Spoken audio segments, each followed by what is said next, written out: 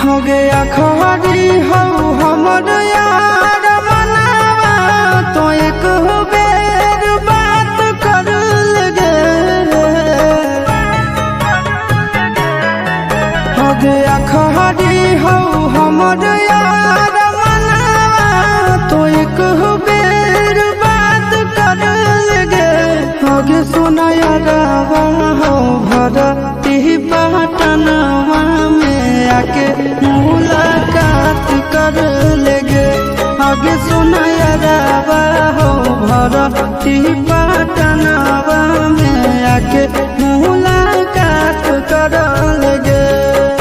आगे चली जाइबौ छोड़ी के दुनिया विदाई अपने हाथ कर लेगे। आगे सुना यारवा हो भरती पटनवा